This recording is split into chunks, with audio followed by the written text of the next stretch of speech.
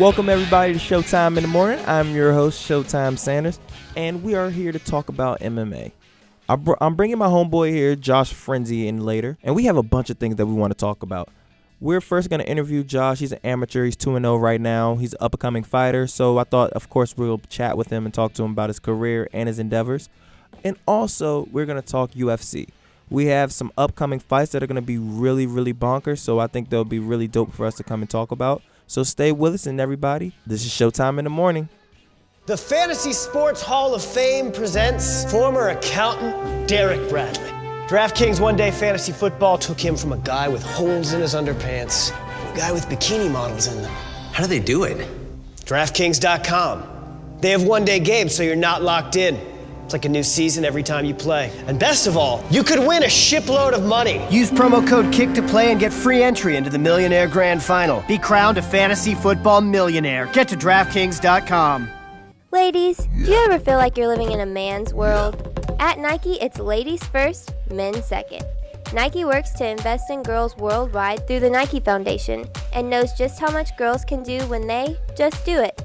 Nike makes a number of products from shoes that let you do what you love to clothing that provides you with style, comfort, and an endless number of possibilities. Nike works to support you just doing you.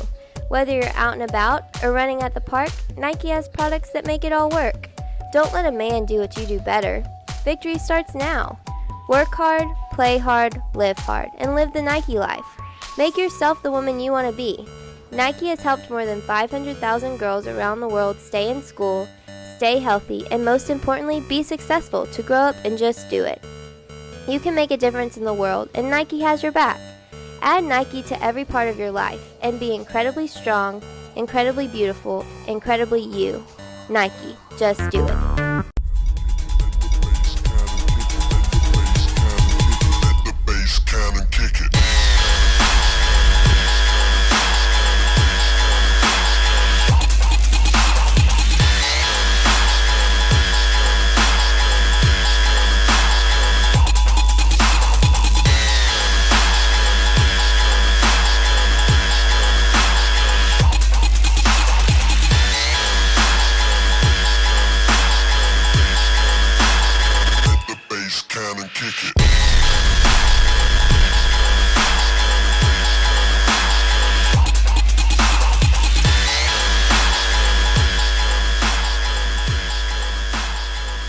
Welcome back, everyone, to Showtime in the Morning. I'm your host, Showtime Sanders, and I have a very special guest with me, and this is one of my homeboys, Josh Frenzy.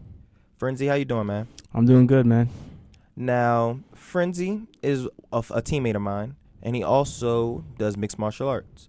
And you're an amateur right now. I am. And tell them your record. I am 2-0. And how many finishes do you have? 2 finishes, both by TKO finish. Whoop, whoop, TK. So let me ask you a quick question then. How does it feel to, like, actually TKO someone? Because, you know, from a fan's perspective, it's probably different from, you know, actually doing it. Yeah, it's definitely a rush. In the moment, you don't really feel it. In the moment, you're kind of you've established that you have an advantage and you're pushing that pace, and then out of nowhere, you know, the ref comes out of nowhere, stops the fight. You know, it's definitely a great feeling. Yeah, that's pretty dope, man. Like, what was the feeling like your first fight? Because you always hear people, like fighters, when they get in their first fight, they just be like, I was so terrified, they locked the doors. How did you feel the first time you got in the cage? I felt great, actually. I think when I am most nervous when the fight is first announced. It's like 2 months out. My training isn't, like, I'm not in training camp. I'm not as prepared as I am. So then, you know, you get that little extra fear, you know. So you train really hard. So then you've got all that training camp and that time to prepare. So by the time you get to the actual fight, you know, I'm confident. I don't have any worry or any fear, any nervousness in me at all. I'm just ready to go. Now, I'm going to ask you this question like I ask anybody who does MMA. What made you want to do it? Well, I started wrestling in high school, and it was just kind of a progression from that. I started wrestling. I was successful in that. Did some jiu-jitsu. I was successful in that. And I started watching UFC on TV a lot. I became almost obsessed. I watched like every fight multiple times. And I obviously just wanted to do it. So I started training at a team back home in New York City. And then when I came down here, the opportunity arose where I could take some fights, and I did. And it was euphoric in a way. It was almost like your mind is completely turned off, and it's just like your body out there, just muscle memory through everything. It's a great experience for sure. So do you plan on doing it as a career? I would say yes. I wouldn't say that it's my sole career. I want to have a job on the side. I'm a criminal justice major, so I'd like to do something with that. But yes, I would definitely like to go pro as soon as I graduate. My plan is to go pro as soon as I graduate, take a bunch of fights, continue being undefeated, win as many fights as I can, obviously get as many finishes as I can. Collect that check. Yeah, start making some bank, and then make it to the UFC. And from the UFC, when you're at that elite level, you got to take it one fight at a time. But long-term goal would be, in the end, I want to open up my own gym once I get my name famous enough that people would want to go there, and just be my own boss and just make my own rules and be my kind of have my own team at my own gym. I think that'd be great. Okay, where are you from? I'm from New York City. So would you want to open your gym in New York? Yeah, I could definitely see myself opening up in New York. I haven't really thought too much about location yet, but I love New York, so I'd like to stay around there for sure. How do you there's a lot of New York fighters, past and present, that have really big legacies. Like, how do you feel coming from that area where it's just so many champions, so much attitude from that one specific area? Yeah, there's definitely a legacy in there. You have Mike Tyson, and then when it comes to MMA, you have John Jones, Rashad Evans, Chris Weidman, and those are just to name a few. There's many more that come from New York that are champions in combat sports. So there's definitely a legacy to to uphold and to live up to. Does that make you feel more so proud? Give you that extra oomph? Like, oh, I'm from New York, man. Like, we build champions. Did you grow up in a nice neighborhood, or was it the opposite? No, I grew up in inner city New York, North Shore. It wasn't the best neighborhood. It wasn't the worst neighborhood either. But my parents worked really hard, and we survived. It's tough in New York, but yeah, I don't think, maybe subconsciously there was a New York attitude thing in my fighting and stuff, but I don't think that really affected my decision to fight. I think it affects my fighting now that I'm in fighting, kind of having a bit of a New York attitude. Man, let me tell you guys about a quick story about Frenzy and his little New York attitude. I remember one time we was at a tournament. Necessarily do not remember the place, but I know we were at a tournament. Frenzy at this point was he didn't speak that much. But I remember he had some pain in his tooth or something like that. I remember him yelling what the heck is happening? And then I think his tooth fell out or something like that. Yeah, what happened was we were at a tournament, I think in Virginia Beach or something like that, and I bit into something. I don't remember what it was, and I had a cracked filling at the time, and it broke the filling and exposed the nerve. And if you can use your imagination, if you ever had dental work done, that's extremely painful. And so we're in the middle of nowhere at this wrestling tournament, so at that point, you just got to suck it up and compete. Thing is, he wrestles so angry. Normally he's just an angry wrestler, and when I say he's an angry wrestler, he will club the person, push him out of bounds. I remember one time he literally had his hands straight up and taunting the guy, basically saying, "Hey, you gonna take a shot? Or what are you gonna do?" And the guy was just so intimidated by him because he has a very intense look on him. Like I said, he lost the feeling. I mean, and he was in pain. And a normal person probably would just be I don't know, that'll affect my wrestling. This dude turned it up an extra notch, and I felt like he was angry. The fact that he was feeling pain was just nasty the whole tournament against everyone he wrestled. And I was just hey, this guy is something else. What is that? Do you attribute that to your upbringing, your family, from New York? Where do you get that from? I definitely attribute it a lot to my own personal mental state and my own goals. And a lot of people, when they look at wrestling or they look at combat sports, wrestling, fighting, jiu-jitsu, taekwondo, any kind of combat sports, but in particular wrestling and fighting, they like to break it down into different parts. They like to say who's got a striking advantage, who's got a speed advantage, who's got a strength advantage, who's got a power advantage, who's got a technique advantage. That's all nice to talk about, but in the end, none of that matters. In the end, the only thing that matters is toughness. It comes down to how tough you are. In the end, the tougher guy will win every time. So when I go out there to compete, whether it's wrestling or fighting, my goal set, my mind is I just tell myself, you're tougher than him. That's it. You got to just prove that. You have to be tougher. Every single time, you have to be the toughest one out there. And so it doesn't matter if you're in pain or your girlfriend's giving you trouble or financial aid is falling through the roof. It doesn't matter. You can't let outside things affect your mindset. You have to be tougher than your opponent every time. We'll be back with Frenzy, of course, and this time we're going to talk about the UFC and some of the upcoming fights.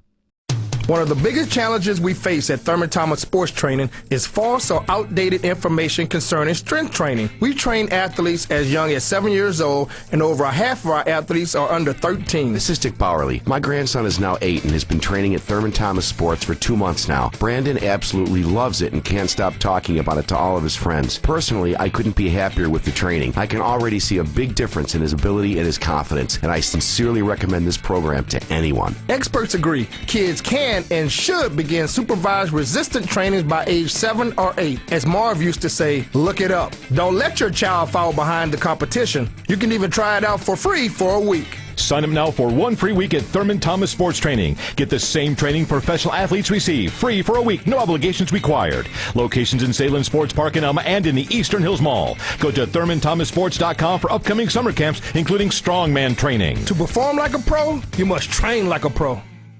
This is the feeling of turning a game you love into a lifetime of cash. DraftKings.com, the daily fantasy baseball destination, is giving away over $300 million this baseball season. And the games are one day, so you can play for your share every single day. Just pick your sport, pick your players, and pick up your cash.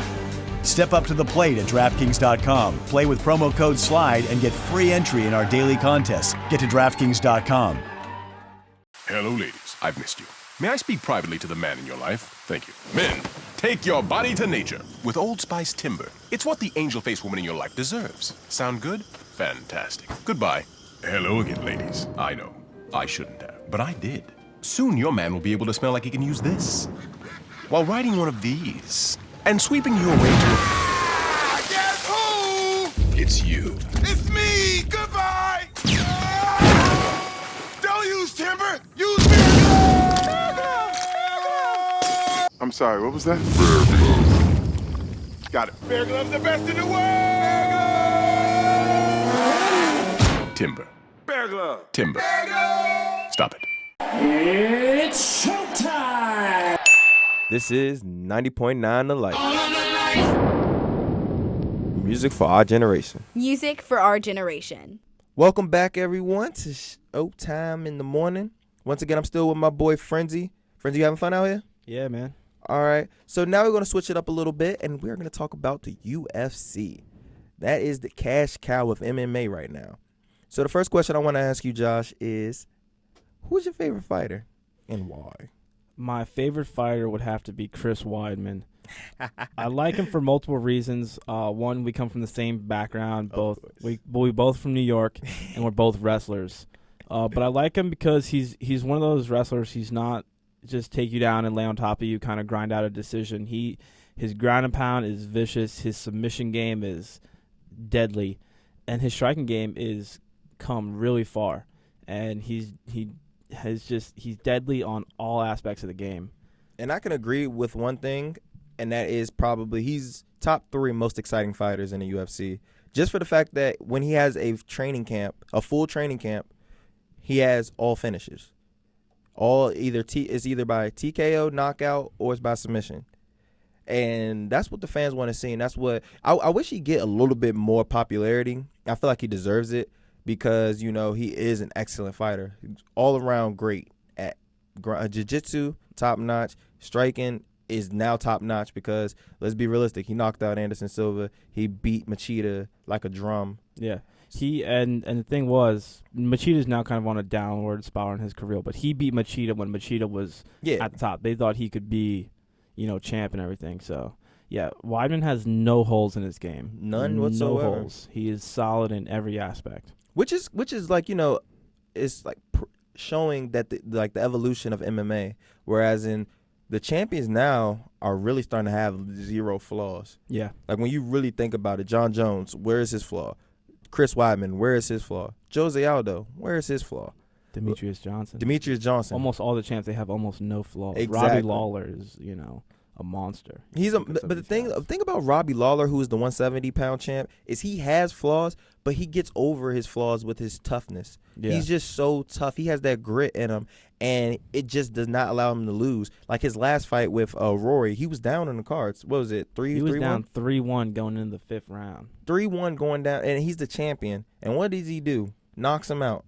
Like this, he just has that grit in him. That what makes him, like, his flaws cover up. But I think if you were to sit there and say who out of all the champions were probably most beatable, Robbie Lawler on a skill basis will probably be my number one, because his striking, while good, he can get knocked out. We've seen it before with Nick Diaz. Yeah, he got knocked out. And he can get taken down. We've seen it before with Johnny Hendricks, and you can grind him out. So it's like he's beatable. It's just the fact that he's just so freaking tough. So who do you believe is the most beatable? The most beatable champion? Yes, in the UFC. And it's funny because 170, that's your division, right? Yeah, it is. I would say right now the most beatable champion is TJ Dillashaw.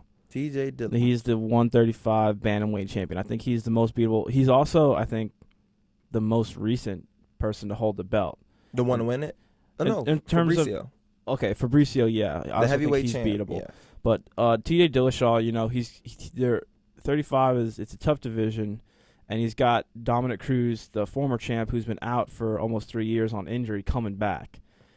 And that's going to be a tough fight for him. Really tough fight. So I think he's probably the most beatable. So would you say more so that he's the most beatable, or you think that he's the one that you think is going to lose sooner? Both.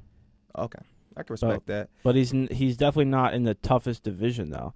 I think if you look at division right now in terms of up-and-coming contenders, that is going to be just a tough division to hold a belt in, I think it's middleweight.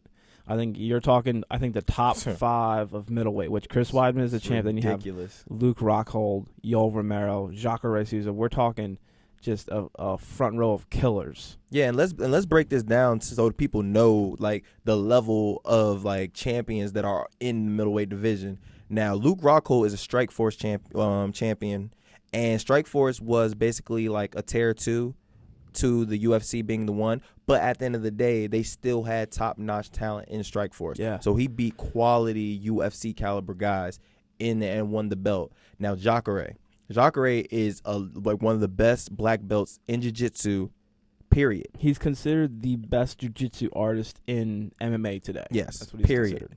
So, and then now his striking, he's starting to knock people out now. I think he has 2 finishes via knockouts in his last, 3 fights. He hit Ukami with an overhand right that finished Ukami's career, really. Yes. It knocked him out so hard. Okami is almost nothing now. He can't even he's not almost. He is nothing. Yeah. He's not the same Finished fighter. His career with that hit.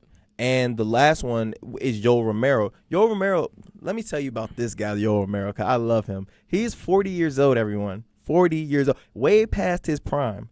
But this guy, athleticism, is probably the best in 185. Yeah, he's very soft-spoken.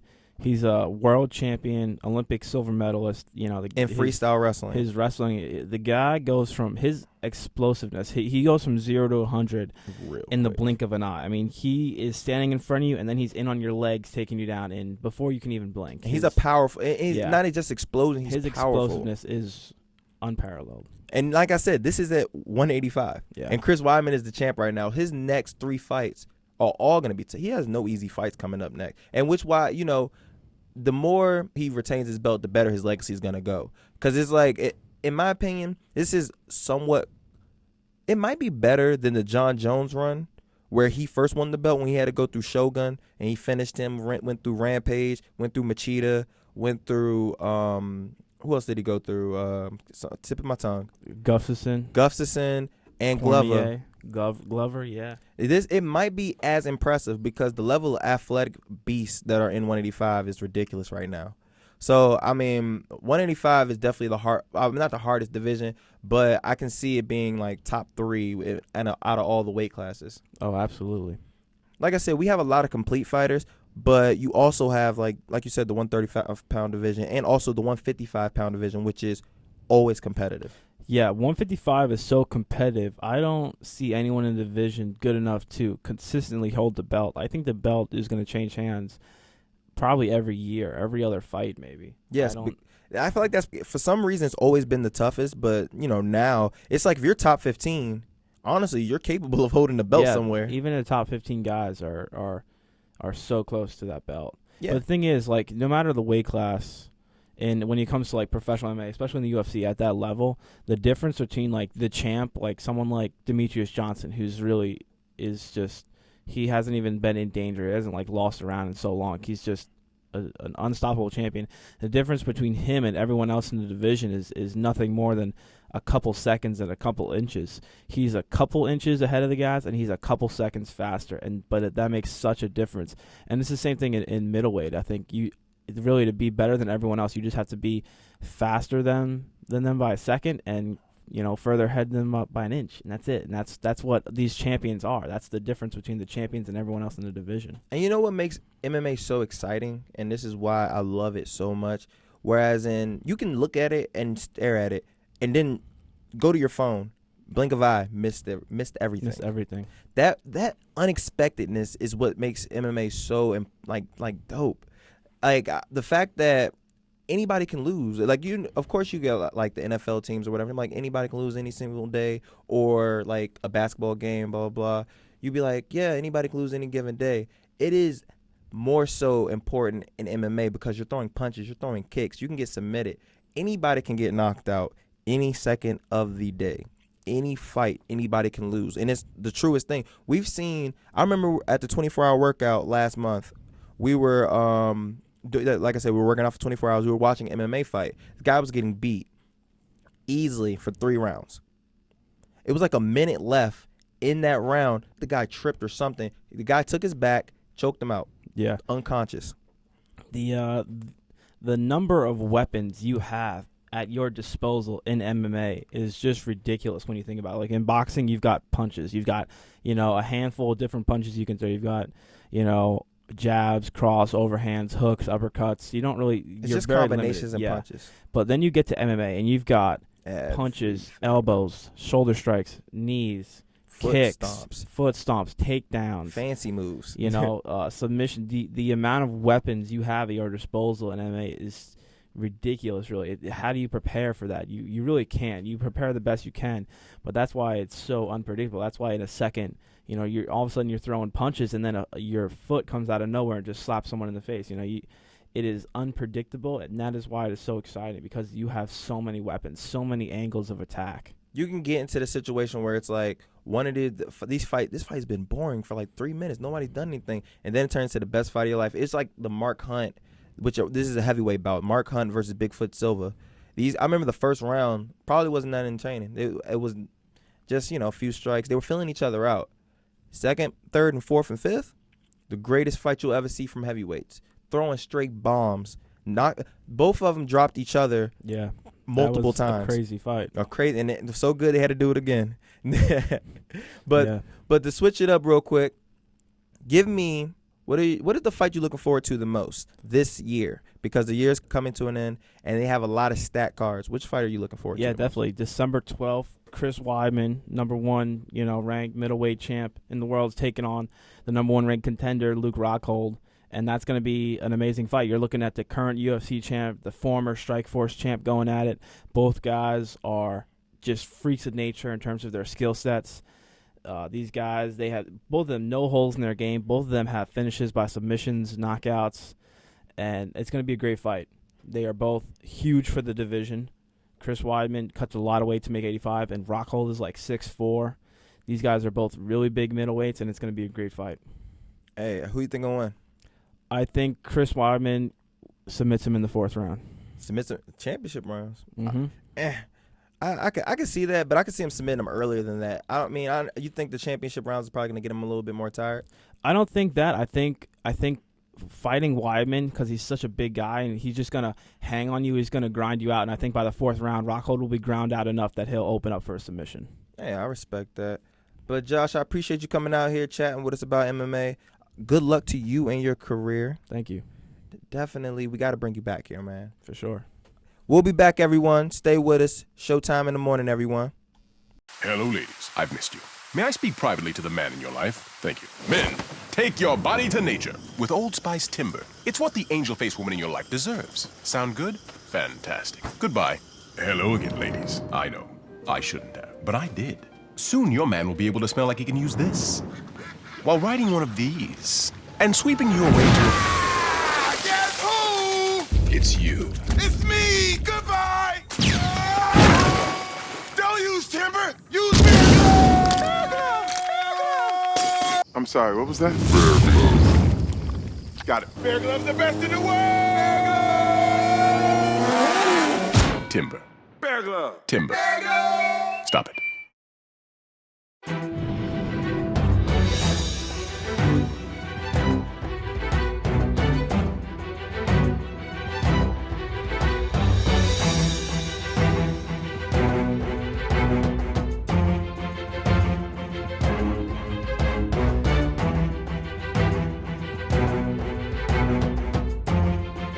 Premier Martial Arts. Get premier results with Premier Martial Arts. The Fantasy Sports Hall of Fame presents former accountant Derek Bradley. DraftKings One Day Fantasy Football took him from a guy with holes in his underpants to a guy with bikini models in them. How do they do it? DraftKings.com. They have one-day games, so you're not locked in. It's like a new season every time you play. And best of all, you could win a shipload of money. Use promo code KICK to play and get free entry into the Millionaire Grand Final. Be crowned a fantasy football millionaire. Get to DraftKings.com. Welcome back to Showtime in the Morning. I'm your host, Showtime Sanders. And now it's time for my pick on the fight that I'm most looking forward to for the end of the year. And that fight will be Conor McGregor versus Jose Aldo for the 145 featherweight championship in the UFC. Now, I'm going to give you a quick reason why. Striking is outstanding. Both guys are strikers. They both want to take your head out. They both have more than 10 knockouts apiece. And Conor McGregor is the biggest trash talker in the game. And it's pretty easily my choice. If you guys really want to see, YouTube Conor McGregor. You will be amazed by his striking and by his trash talking. Jose Aldo, he hasn't lost in 8 years. That fight is going to be amazing, and I cannot wait to see it. But sadly, that's all we have for you guys. Thank you so much for listening to this show. Once again, follow us on Twitter and Facebook at Showtime in the Morning, our YouTube channel, also Showtime in the Morning. And I appreciate everyone for taking their time out to listen. You all have a blessed day. Enjoy.